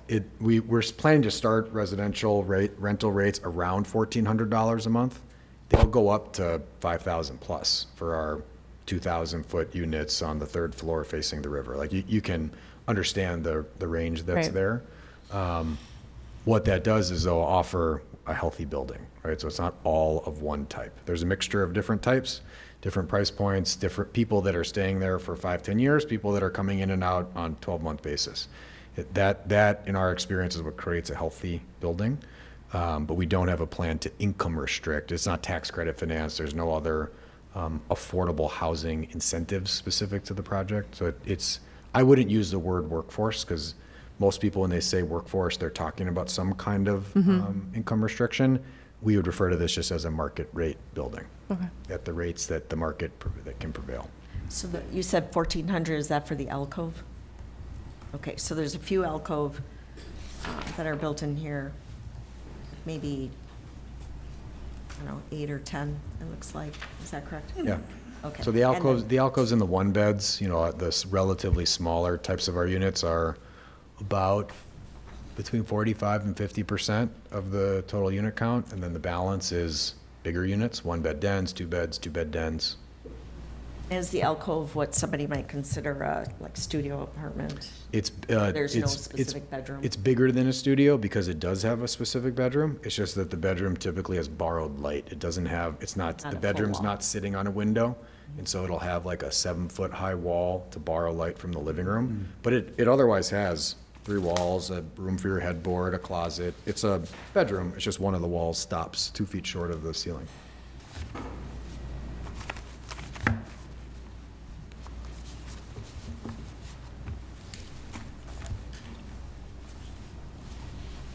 And then Anybody else? I'm sorry. And then, well, I'm just, another thought that came up to me was, we just recently had a water pipe burst downtown, not far from this location. We did just have all new water pipes laid through Second Street. So I'm guessing, because I'm not an engineer at all of that part, but the water that is going to come in and flow out of this unit, our sewer and everything can maintain all of that right now? Yes. Okay.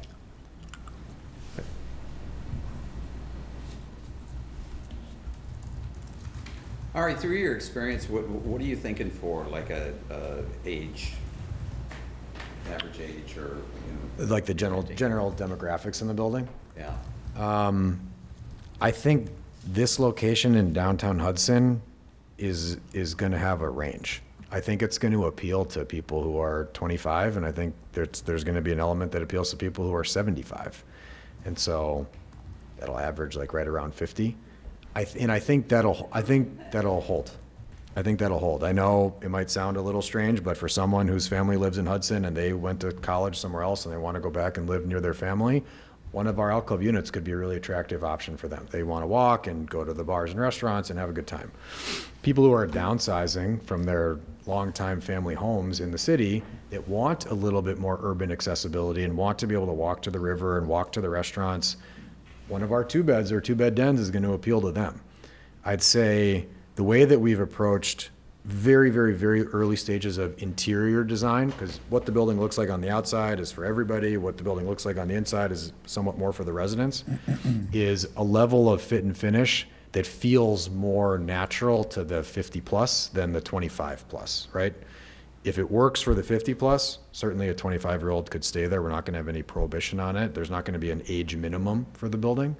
But we need to make sure that the people who have been here the longest and are probably going to not be moving in and out of this building constantly, hopefully, have a level of design that feels natural for them.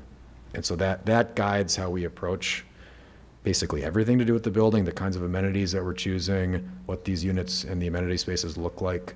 It's to appeal to that kind of 50 plus, but not at the exclusion of people who are younger. Does that answer your question? Yeah, yeah. The design review, I think you've done a pretty good job on the Second Street level. If I recall as a boy, when we had the old Phillips Plastics down on the corner of that in Commercial, you had those arches in there, much like the Rose Building a couple blocks down. So that's tied in very nicely to what downtown offers. I don't know if you move it back down towards Commercial again, you've got more of the square building. Are you trying to complement the art gallery across the street? I'd say yes as a complement, but not, there's no element of the building that we're trying to copy. Right, we're trying to draw like various inspirations from the existing downtown architecture going back 100+ years and then stitch them together into something that feels consistent, but also its own, right? And feels like it was designed in 2025 to look like it's been there forever. Yeah, and yeah, I think you've done that. I think you've sharpened your pencil. And as a concept, I think there's a lot of agreement in the room. So I'm going to go ahead and move to approve the concept development plans for the Bernadette, 307, 321 Second Street, 100 Commercial Street, with all the listed conditions. But I want to be very clear that I'm concerned too about the parking, very much so. And that we need to, as we go through the development of this, really work with city staff and this commission and council to hear those questions, answer those questions, and try to come up with the best solution that works for everybody. Absolutely. So that's my motion. I'll second it. All right, we have a motion and a second. Discussion. I have commentary. Everyone's talked about the scale of the building, and I don't need to reiterate that, other than the fact that I think that seeing this as you're coming in to downtown Hudson, we are a community that is tourism-based, and that can't go away. Somebody mentioned Wayzata, and I think that could happen here by doing this. Seeing people come to a place different than where they live to see things that are different than where they live. They want to get away. They don't want to see, oh, there's another apartment building just like where I live. They just don't want to see that. And I think it's something that you just absolutely cannot forget. We've talked about the parking. I did my estimates. I went through, one bedroom den, one bedroom, or the alcove, the two bedroom den. We need at least 175 parking spots. Mm-hmm. Going back several years ago when this first started, I heard the developer talk about the parking in downtown Hudson. This was at one of the very first meetings, and they said, nobody parks downtown. No one's parked downtown in the morning anyway. What I heard was, why can't we use that parking? That's what I heard. Now, I am somebody that is downtown every morning at 5:30, and I can tell you, I do see the comings and the goings, the people that are using the trails in the mornings. Of course, there's a lot of people with their boats going in and out of the water very early in the morning. They come and go early. There's a lot of activity downtown. I 100% believe that there will be a conversation where they come to the city looking for permission to utilize the street parking in one way or another for those residents. I don't think it's logical. The math doesn't work. It literally doesn't work. I don't know how this is even possible. I think the plan is get this done, figure out the parking later, period. I just think they know it doesn't work, and that's what will happen. Right now, there's a sign on the old bank building that talks about, or that says Ziggy's parking. Right there, it tells you there isn't convenient parking. So here's overflow for Ziggy's. Let's utilize that. So I think that just points to the fact that there is not enough parking there. Oh, I also did take a call from the developer early on, this was years ago, asking me about the parking downtown and why I thought that they shouldn't have the right to use the street parking. They have the right to use the street parking. There's no problem with that, but there is not overnight parking, and that, I don't see why that would change. And that's where you're gonna run into problems here. Hudson is based on tourism. Tourists, it's just so important to the development here of everything downtown. We have a very small main street. We have a little bit of, we have one block on Locust. We've got some on First Street. We barely have 5 blocks to work with. We don't have a lot of room to get this right. There's just such a small area here to get things right. People come to places that are unique. I am old enough to remember mid-70s going to Stillwater. We all went to Stillwater because it was more fun. It was more unique. You're laughing because you remember. I'm going to say you remember this. It had a lot going on. In the early 90s, Hudson started to pick up its game. We took a lot of business away from Stillwater. We all recognize that. Stillwater recognized it, and they have worked very hard at their downtown. They have kept these big buildings off the main street. You don't see them until you get around the bend on the very far north end. You don't see those on the part where the people are all walking about. They've worked hard at it, and they are our competition. There are people that choose to go over there because they got a nice boutique hotel. You can stay downtown easily. We are missing those elements, and I think that's really important here. I think the other part of this is by having this be approved, you're setting a precedent. I don't know how you say no to anything else after this. And I absolutely believe that the intention is to have more of these buildings along our waterfront. And I don't know how you say no. I don't know how the bluff line setbacks were approved. If the average homeowner came in, and I've dealt with this, if they went to the DNR and asked for these bluff line setbacks, they would not be allowed it at all. It just wouldn't be allowed. So why is this okay? I don't know why that was allowed. There's also the conversation about cleaning up that property and, doing something with it. There is nothing that has kept the current owner and the developer from maintaining the landscaping. They have absolutely let it go because they know that people notice that and they want it improved. Let's get it done. Let's get something done. Great, this is better than what's there now. There's nothing stopping them from taking the building down now, and even if they don't want to do that, cleaning up the landscaping. That could all happen without a problem. So, that is something that's really unfortunate. And if, I keep hearing about the love of that land, I'm not seeing the love there at all. So, it's just, I think it's just too big. It's just too big, and it just doesn't feel right. And, again, I go back to approving this project and looking at future projects. I don't know how you prevent it from just continuing.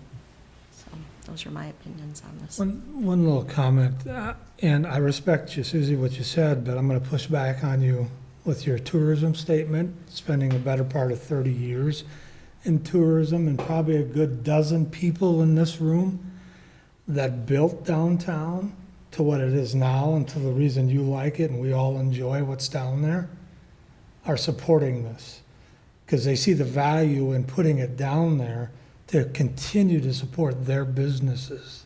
You wouldn't have a whole board of a Chamber of Commerce here if they didn't think this was beneficial to the existing businesses in our tourist position down in the city of Hudson. We worked forever to build up Hudson. I appreciate that. I also heard them talk about workforce housing, which this is not. Workforce housing, there isn't a great definition for workforce housing anyway. I've asked for that for 5 years, I think. No one can give me a definition of that. But this is not for those people. It's apartments. This is transient living. And I don't mean that in a rude way. That's the reality of it. These are apartments. These are not people that are buying a home in downtown Hudson. It's not that. Yeah, they're not condos, they're These are not apartments. condos. These are apartments. Let's not turn this into something more than what it is. And I appreciate the investment that people have made. I think that there are people that want to further invest in apartment buildings in downtown Hudson.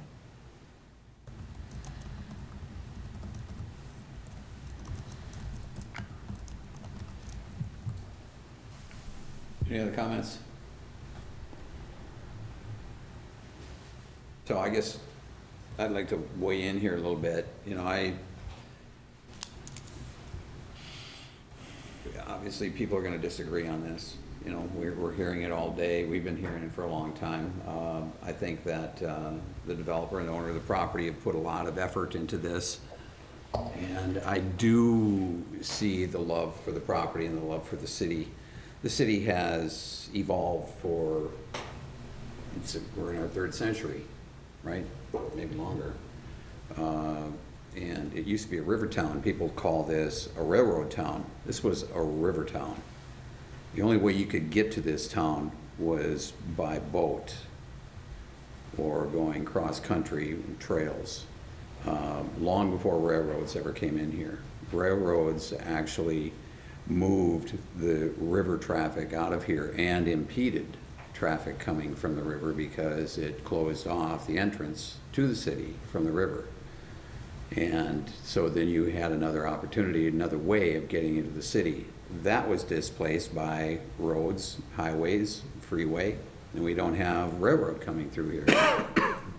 So we've evolved. If you look at the city, I know everybody's looked at the pictures of downtown Hudson, right? Can you imagine what the people that were here back in the 1800s would have said about what they're seeing right now if they wanted to maintain the quaintness of the downtown or the way it was? It was a vibrant business community back then, right? You're talking about tourism now. When did that change? You know, when I first started coming here, I came here from the river, and back in the 60s, in the 70s, as a kid, and came in from the water. This was a business community downtown. It was a business district. That's all it was. There was no hill. There were no businesses up on the hill. I think Fleet Farm was the first thing that was up there. And if you wanted to shop, if you wanted a grocery shop, you came downtown. If you wanted a barber shop, you came downtown. If you had a beauty shop, you came downtown. If you needed an attorney, you came downtown.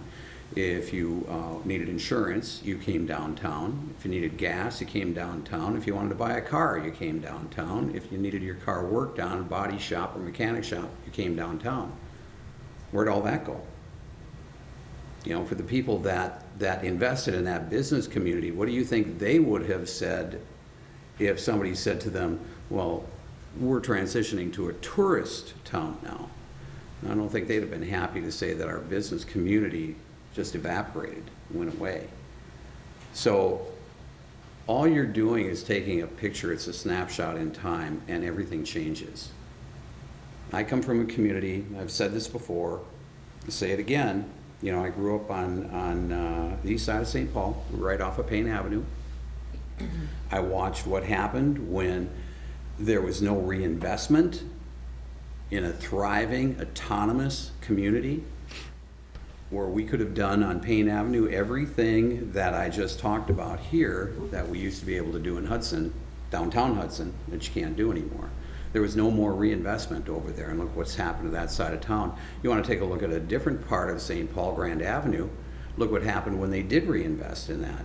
And the charm of that community arguably went away as it became modernized, but it became more thriving, it became sustainable. So I'm a firm believer that You either grow or you die. And I really hate to see our downtown going away the way we see it because of a lack of investment. You get 100 people living downtown, we need urban residents. We have to have that. And for sustainability of the businesses, the tourist businesses that we have downtown, in order to allow them to continue to thrive and to grow and to be sustainable, I really believe that we need to have people living downtown. And I think that these people living downtown don't need to be moving around in cars. They're going to be walking. People are going to be moving into this building so that they can enjoy everything that our downtown has to offer without driving. And I think that's part of the attraction of urban living. And I think that it's important that we add this component to our downtown for our future sustainability. So. Let me just jump on this since that was mostly directed at me. As also a resident of downtown, we walk a lot. We walk downtown to avoid parking downtown. Yeah. We walk from our house. Doesn't mean we don't have 2 cars. And when the children were still home, we had many more cars. So, point being, these folks aren't gonna not have cars.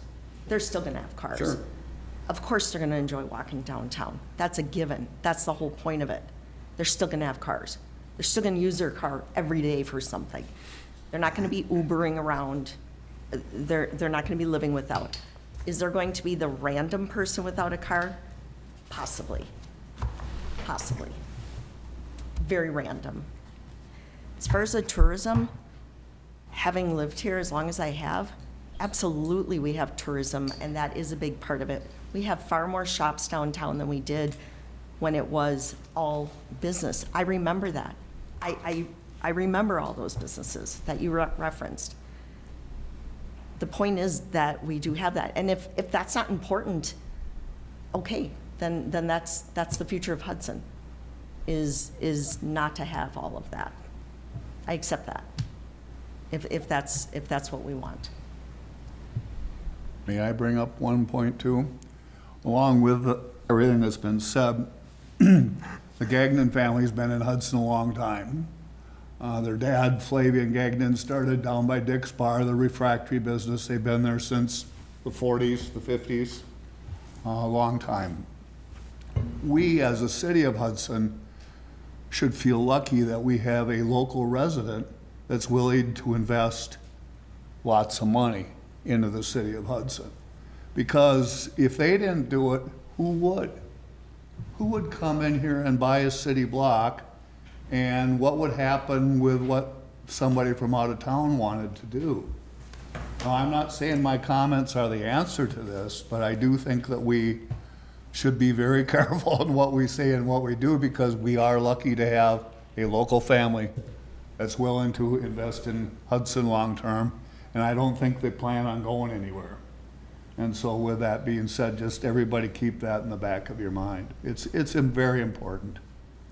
You know, however this turns out, I'm not saying for or against. Local family wants Hudson to succeed. And I think you have a lot of people here that, we certainly heard from a lot of people that also, not everybody has the ability to do this. Right. It's too big. It's just too big, period. And that's what we heard. That's what we heard from our residents. Who else would do it then? That raises my other question is, and do we know these people, and what would they try to do? Would they try to shove something at us that we don't want at all and we can't work with them? I'm sorry, who is that? Well, would they try to do something, shove something at us when we don't know them and we've never worked with people in the past? He's saying if the Gagnons weren't building, if somebody else was coming in. Right, other than, somebody we know. It's just no different than the earlier approval today, the Gerard family from La Crosse. This is their 4th or 5th building that they've done in Hudson, and we've done, as long as I've been on planning, over 25 years, they've done everything they've ever said they were gonna do. If you need something changed, they've come in and done it. They've been just wonderful people to work with. The Gagnons are the same way. So I mean, yes, we have concerns, and some of them are serious ones, but I do think we are lucky and they would work with us, or I would hope they would work with us to solve the problems that are unresolved at this point. So I thought that had to be said. Anybody else? I just have one more question. I'm guessing numbers have been run. I'm just looking at this concept of reducing the number of units and increasing the number of parking to accommodate equally. Since that is one of our highest concerns. I also live downtown, and I have to drive through 2nd Street to get on the highway all the time.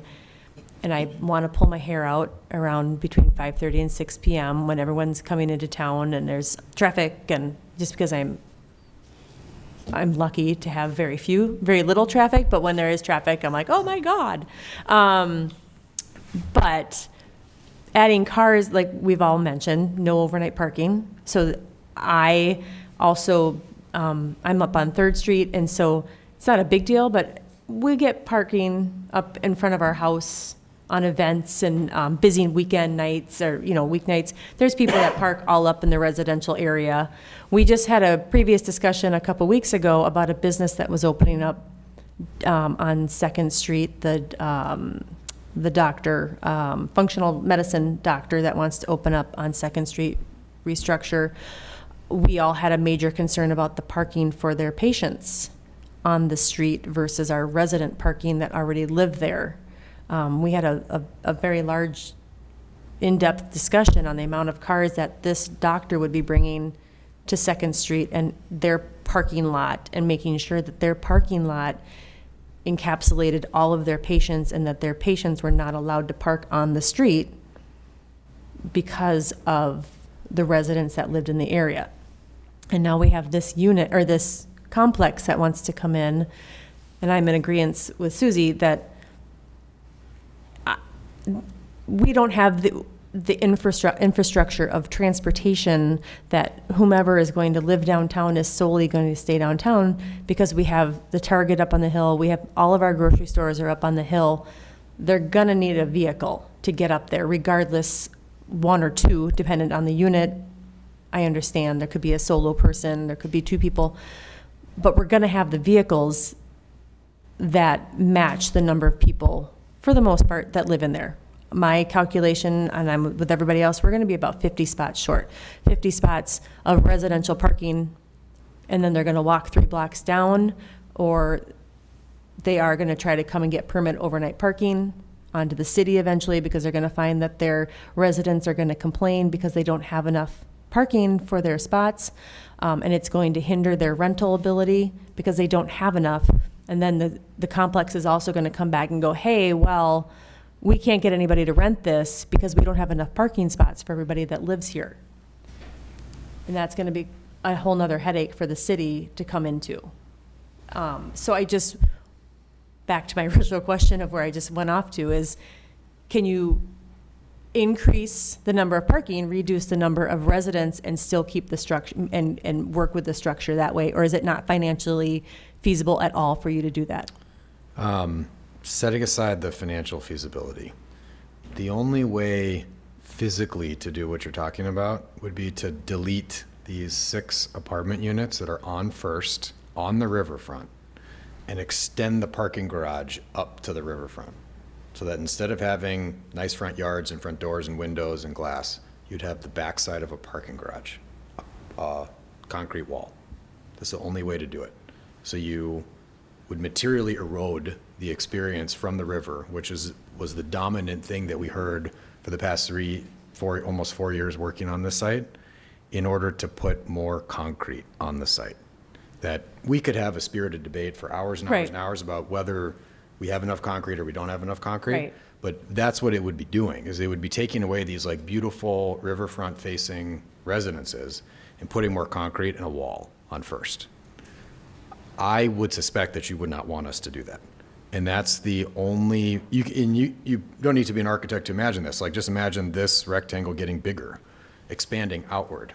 It's already occupying the entire footprint of the site except that lining on First.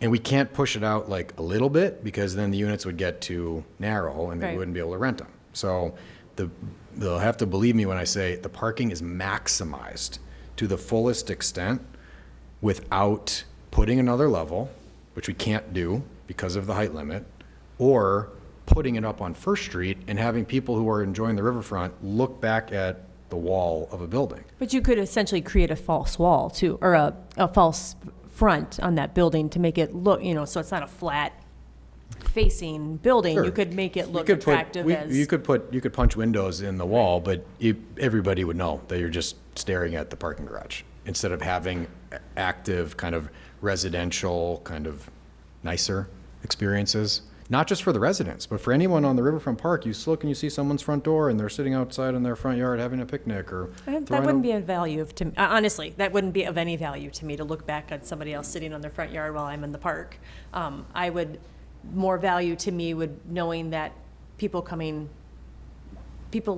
have ample parking and not taking up, a resident that lives there is not taking up visitor parking, business parking for the people that are also keeping up the community income that's Yeah. going around. It's, the parking is my big hangup. I just don't feel that this is going to, I just feel like it is going to start to tumble of, well, we can't keep this building up because the people don't want to rent it because we can't put 2 cars here because it's a 2 resident.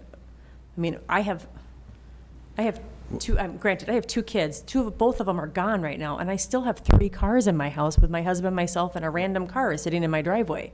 Would the commission consider adding a condition that we can't ask the city for permanent resident parking in city garages? In a way to alleviate your concerns? We don't have that. Well, but I mean, like, could they eventually come up and say, hey, can we get a permit to do overnight city parking between, 9 Sure, PM? so- and yeah, so and so put a to condition alleviate that anything of says- that type of thing coming up. You could put a condition that says, we won't do that. I can sit here and say, we won't do that. Right. If you want to bind it, you could make that a condition. We're open to it. We feel very For strongly. them to come to us later in 2 years and go, hey, this isn't viable. We can't get renters. I wouldn't mind that personally, that they wouldn't come and ask for, That they would not. that they would not come to the city and ask for parking. I don't foresee that. That would be completely contradictory to everything we've ever done on the street, I agree. So is this. What I find interesting here in this conversation is that you guys have been here longer on the plan commission than any of the rest of us, right? But I've been here long enough to see a number of businesses come in. I think this is only the second time that, and correct me if I'm wrong, but I think this would include the Lenzen building, the second time that somebody has come in where they are conforming to our parking requirement. Everybody else that has come in here has paid an in lieu of fee. And that's all of the people that you're trying to protect right now. And those people are in here actually arguing for the building. So none of those people, none of those businesses have ever been able to provide conformity to the parking requirement. This is the only one, the first one that came in. Lenzen came after that, and I think Bruce had conformed to the parking requirement. I don't know for sure, I don't remember that. But this is the only business developer that has actually conformed to the parking requirement. But no one spends the night And we're fighting them, and we're fighting them in order to protect the people that didn't conform to the parking requirement. No one spends the night at Agave. They don't spend the night there. And this is a I don't know that. volume issue. I think that that's the part that we're not talking about. This is volume of people and but volume you're- of parking. you're And again, I'll go arguing- back to the phone call I took saying, why, Susie, do you think they shouldn't have the right to use the street parking? And I said, well, they do have the right to use the street parking just the same as everybody else. I think it's going to be a problem. That's my issue. It's Well, gonna be what a you're problem. saying is that they're taking up parking spaces for those businesses, taking away from those businesses that didn't conform to the parking requirement in the first place. That's your argument. I'm not saying that. I'm just saying that on the weekends, I see the tourism because I'm down here all the time. I live down here, I'm down here. I'm down here every day. And I see the volume of people that come into this town from outside the town. If it gets uncomfortable, they won't come back. You have to make them want to be here. Well, the developer is saying that they believe that they can make this work with the parking that they have. And I also heard the developer years ago talk about the fact that nobody's parking downtown in the morning. They brought it up. That's what I heard. They also, and talked to me specifically about it. So it's an issue. It's an issue. If he's agreeing to the condition, can we place that? Or, I mean, realistic, we're at concept right now. You can, but the better spot for it is in the development. Yes. Right, the It would have to be- development agreement lays out the rules for the development and what can be done and what can't be done. And is recorded And is recorded against the property. So if that's a particular issue, and we know from all of the developments that we've done in the city with apartment buildings, there's a development agreement with each one. You've outlined that as a requirement. So whatever the requirements are that the council finds necessary to protect health, safety, and welfare, those requirements will be included, will be recommended presumably from the plan commission and included by the council if the council votes to approve the project. Right. And my motion alluded to that. Anything that we need to change Okay. as we do go down to the process. Right, and that, well, just when he brought that up, I like that. I do like that idea, that they don't circle back in a couple of years and just go, hey, we can't, so can you? Okay. Anybody else? Ready to go? Everybody understand the motion? All those in favor? Aye. Opposed? Opposed. Motion's approved. All right, I don't have anything. Anybody? Is there a Move to motion? adjourn, if no subjects come I'm up. good, I'm just appreciative. That was Motion good. second to adjourn. All those in favor? Aye. Opposed? Motion's approved. We stand adjourned. Thanks, everybody.